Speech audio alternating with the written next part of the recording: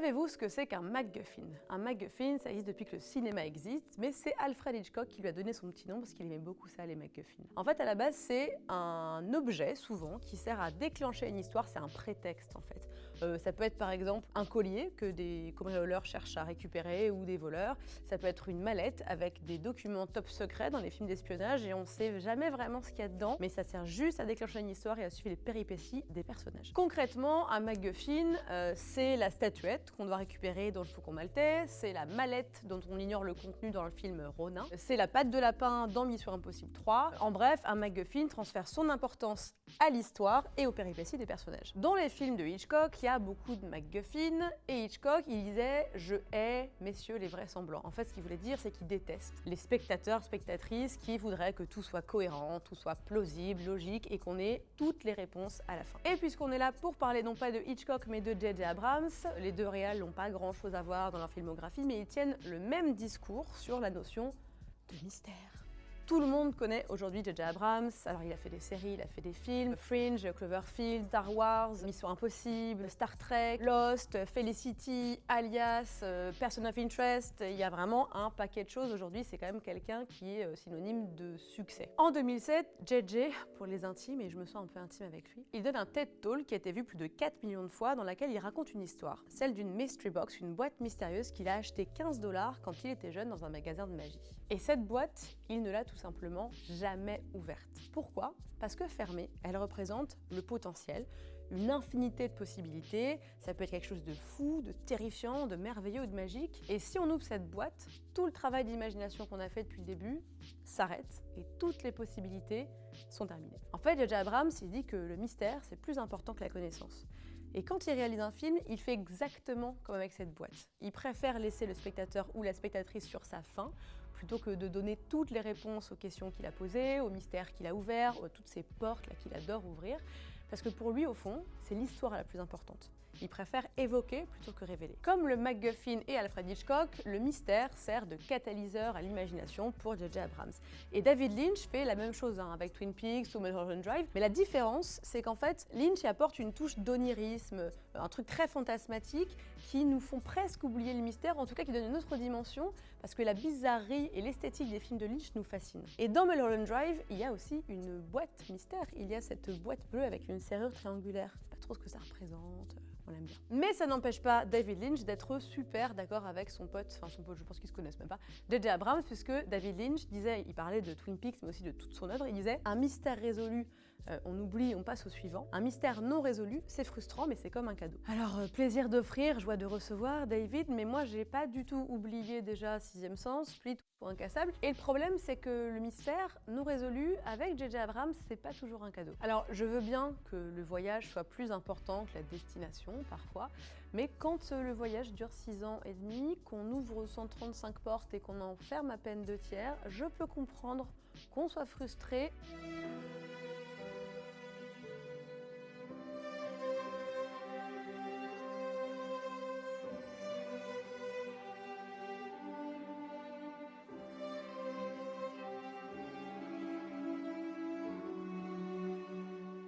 J.J. Abrams a très vite compris l'intérêt d'avoir une fanbase complètement accro à ses œuvres. On l'a vu avec Lost, mais on l'a vu aussi avec Cloverfield il y a 10 ans, avec une viralité incroyable dans la campagne de pub et de promo. Les gens disséquaient et commentaient image par image les trailers ou la série, cherchaient des indices disséminés, il y avait des vraies chasses au trésor, des vrais jeux de pistes avec des styles à découvrir, des messages qu'il fallait décrypter.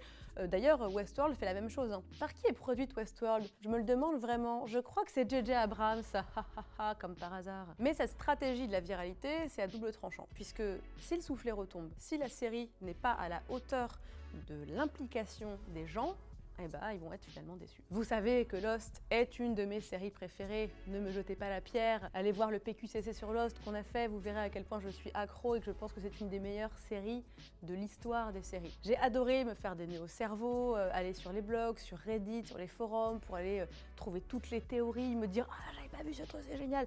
Et je trouve ça super de faire bosser le spectateur ou la spectatrice au lieu de tout lui faire tomber tout cuit dans le bec. Mais enfin, quand on bosse dans le vide, parce qu'on se rend compte que les showrunners et les scénaristes ne savent pas du tout où ils vont et n'ont aucune idée des réponses qu'ils vont apporter aux questions qu'ils ont posées, il y a moyen que ça énerve. La raison pour laquelle Lost, et surtout la fin de Lost, a entraîné des réactions hyper violentes au point que Damon Lindelof a fermé son compte Twitter tellement il se faisait insulter, c'est parce que trop de mystère tue le mystère. Et ça m'a rappelé la saison 1 de True Detective. Enfin, c'est plutôt l'inverse. True Detective m'a rappelé Lost. True Detective, ça partait d'un mystère, une femme qu'on retrouve morte dans une espèce de position un peu bizarre. On aurait un peu dit un rite satanique. C'est une série qui a multiplié les références littéraires. Donc, il y avait le roi jaune, Lovecraft, les symboles mystérieux, l'étoile noire, le masque livide. Donc, tout le monde s'est enflammé à échafauder des théories de dingue. Mais vraiment, moi, j'avais jamais vécu ça depuis Lost. Et pourtant, Nick Pizzolatto, qui commençait, je pense, à avoir les chocottes, le showrunner de la saison 1, il devait se dire « Merde, qu'est-ce que j'ai fait ? J'aurais pas dû faire ça, je trouvais ça rigolo à la base, mais pourquoi est-ce que je l'ai fait ?» Il arrêtait pas de dire à longueur d'interview « La série n'est pas plus intelligente que vous.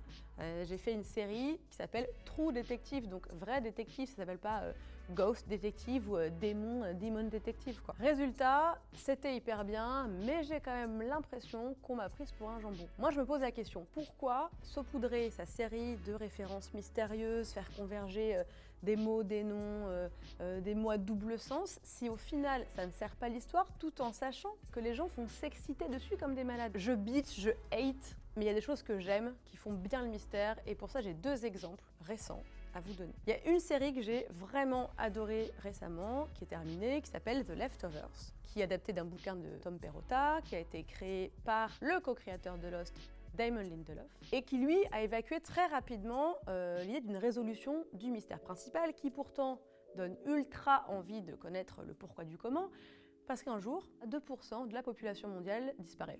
Envolé, plus personne. Donc il y a des gens qui perdent toute leur famille, il y a des gens qui ne perdent personne. Il y a des villes où personne ne disparaît, et ça parle d'amour, ça parle de deuil, de religion, d'ignorance. C'est tellement bien écrit. Les personnages sont tellement complexes. C'est une série absolument formidable, même si vraiment il y a beaucoup de mystères. Et les gens ont eu peur que ça devienne comme Lost, puisqu'en plus Lindelof vient de Lost, qu'en fait, au bout d'un moment, mais on s'en fout de savoir pourquoi ces gens ont disparu. Limite, ça m'aurait gâché le plaisir d'avoir une résolution. Dans un autre registre, je vous recommande très chaudement The OA, sorti sur Netflix en 2016, créé par Brit Marling, qui joue le rôle principal, et Zal Batmanglij. Ça, c'est du mystère. Ça, c'est beau, c'est magnifiquement écrit, ça en rajoute pas 3 couches pour faire grand spectacle, c'est sobre, et l'histoire, vous allez avoir du mal à décrocher. Le pitch, c'est une jeune femme, Prairie Johnson, qui revient dans sa ville natale alors que ça fait 7 ans qu'elle a disparu. Mystère numéro 1, elle a disparu aveugle, elle revient, elle n'est plus aveugle. Mystère numéro 2, elle se fait appeler Loa. Elle veut pas dire au FBI ni à ses parents adoptifs ce qui s'est passé pendant 7 ans, et tout ce qu'elle fait, c'est elle recrute 4 ados et leur prof, qui d'ailleurs joue dans The Office, qui joue Phyllis, j'aime beaucoup cette actrice. En fait, si je vous en dis plus, je vous spoil absolument tout. C'est assez lent, ne lâchez pas. Moi j'ai failli lâcher, et heureusement qu'on m'a dit non mais tu vas voir. À partir de l'épisode 3 ou 4, ça devient dingue. En général, j'aime pas quand on me dit ça, parce qu'on n'a pas que ça à faire de regarder plein de séries. Épisode 3 ou 4, perdre son temps. Là, je vous jure, épisode 3 ou 4, vous allez binger tout le reste en oubliant de vous nourrir et de faire pipi. Et ne venez pas me demander réparation, vous êtes des grandes personnes, vous assumez. Ce qui est satisfaisant dans The OA, c'est qu'on voit les pièces du puzzle s'assembler sous nos yeux. Et finalement, c'est simple. Il n'y a que 2 mystères. Et il n'y a pas 50 portes qui s'ouvrent. Ces mystères-là, on a une résolution. Je ne vais pas vous en dire plus encore une fois, c'est compliqué.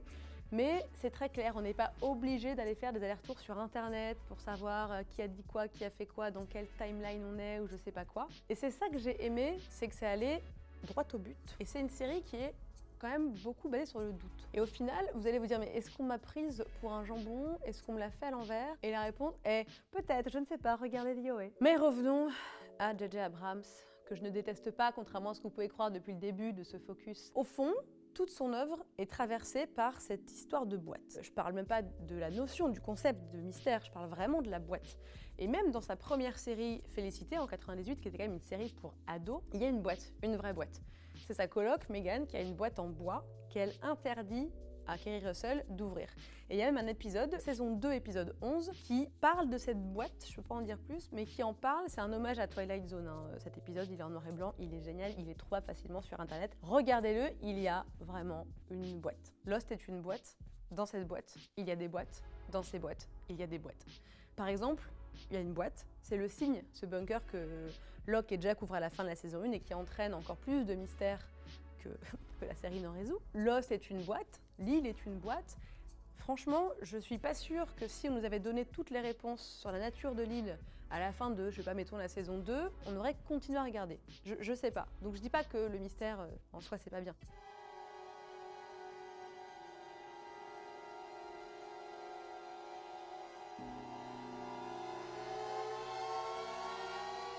Comme je le disais au début, avec cette histoire de MacGuffin, de Hitchcock, de mystère, d'histoire, de J.J. Abrams, dans Lost, l'intérêt c'est l'histoire. C'est les personnages, c'est pouvoir se réinventer, c'est décider enfin de son propre sort, changer ce qu'on pense être notre destin, cette notion de destin, est-ce qu'elle existe? Au fond, dans Lost, on nous dit « we have to go back » sur l'île, mais « we can't go back » dans le passé. Ce qui peut changer, c'est nous et c'est notre futur. Donc moi, j'ai adoré l'histoire et les histoires que raconte Lost. Le problème, c'est quand le mystère prend le pas sur l'histoire et les personnages et les étouffe.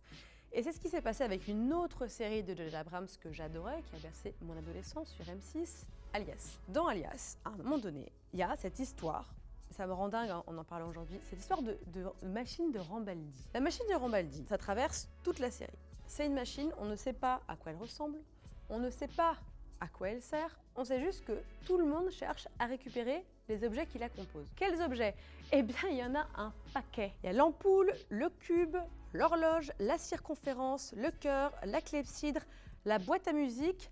Je dis stop, je dis rendez-moi Sydney Bristow et ses perruques et quand elle parle russe. Merci. Alors que si cette machine de Rambaldi était restée un vrai mystère, ça aurait permis au personnage de se développer un peu plus. Et d'ailleurs, Jeff Pinkner, le producteur de la série, il s'est rendu compte assez rapidement, plus ou moins au moment où moi j'ai arrêté de regarder Alias et puis après j'ai tout rattrapé ensuite parce qu'évidemment il fallait bien que je connaisse la fin, hein, je me suis un peu fait avoir.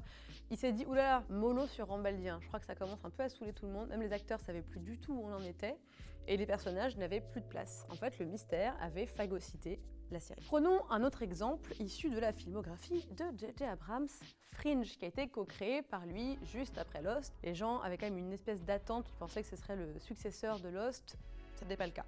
C'était une espèce de X-Files, un peu plus moderne évidemment, avec un arc narratif et un mystère hebdomadaire. C'était une série à base d'observateurs, donc des gens chauves et bizarres, avec une histoire d'univers alternatif et de sauvetage de la planète. Au début, c'était un peu foutraque, c'était un petit peu le bordel cette série, mais c'était divertissant, même si les personnages n'ont jamais vraiment eu de profondeur, à part Walter.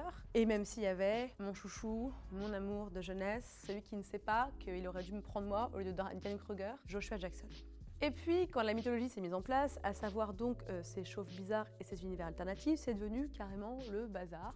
On a eu des twists hyper téléphonés, des résolutions tirées par les cheveux, un petit côté série B un peu cheapos, qui n'était pas pour me déplaire, mais qui était vraiment un petit peu trop bazardesque.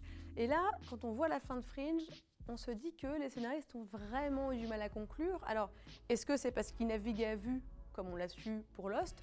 Et moi, ma question principale, c'est est-ce que J.J. Abrams, il arrive avec une idée hyper ambitieuse, des idées, des mystères, et il leur dit « alors j'ai pensé à ça », et il leur montre, et après il leur fait « tenez, démerdez-vous, rendez ça cohérent, moi j'ai Star Wars à faire, bisous, salut ». Vous savez, les enfants, ils en font toujours 3 tonnes. Ils aiment bien les mystères, les trucs, ils sont là, tu leur dis « mais arrêtez d'en faire 3 tonnes, ça commence à être relou ». Moi, je pense que quand il nous raconte sa boîte mystère, et son enfant, J.J. Abrams, aujourd'hui, on se rend compte qu'il a un petit peu trop garder son âme d'enfant. On va prendre comme exemple Castle Rock, qui est la production la plus récente de J.J. Abrams, coproduite avec Stephen King, puisque ça se passe dans l'univers de Stephen King. Ah oui, parce qu'il n'est pas au scénario, ni à la réal, mais il a mis son petit tampon approuvé par JJ Approved, qui est donc sa boîte de prod.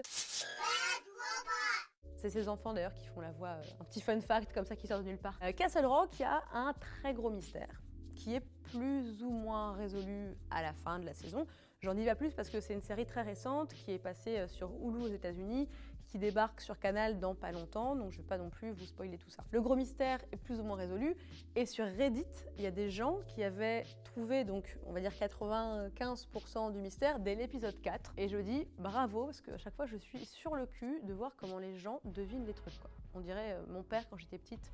On matait des films et à chaque fois, il devinait la fin, c'était très énervant. Bref, Castle Rock, les acteurs sont super. Il y avait Sissy Spacek notamment que j'aime beaucoup. L'histoire était plutôt cool, mais le problème, c'est que c'était bourré d'incohérences scénaristiques Par exemple, pourquoi personne ne cherche à connaître l'identité du mec qu'on découvre enfermé dans le sous-sol de la prison? Alors c'est un mini spoiler, hein, mais pourquoi il attend la fin pour raconter lui sa version du truc? Il y avait beaucoup de facilité et surtout un truc qui m'a vraiment saoulée, c'est le jeu de ce mystérieux inconnu, mystérieusement mystère, qui manque gravement de subtilité. Et puis à la fin, l'histoire n'existe plus, les personnages non plus. Il n'y a que le mystère qui compte. Le mystère a pris le pas sur l'histoire et ça a fait pchit. Beaucoup plus récemment, J.J. Abrams s'est attaqué à la franchise Star Wars, quelque chose de très casse-gueule vu que la fanbase a entre 10 ans et 60 ans. On lui a reproché d'avoir plagié, enfin d'avoir copié-collé l'épisode 4 pour faire son Réveil de la Force. Et surtout, dans le Réveil de la Force, il y a un mystère qui est similaire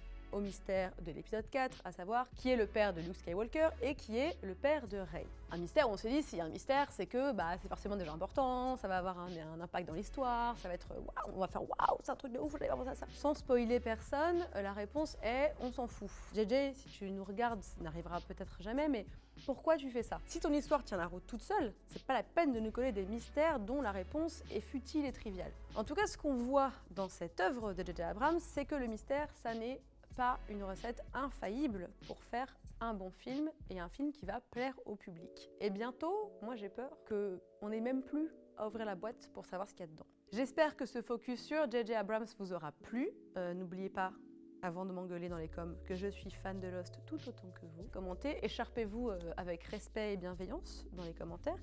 Partagez cette vidéo, allez voir les autres. Suivez-nous sur Facebook, sur Instagram, ici même sur YouTube. Donnez-nous plein d'amour sous forme de likes et de pouces en l'air ou de bisous dans les commentaires. On aime bien aussi, c'est toujours très sympa. Et je vous dis à bientôt. Salut!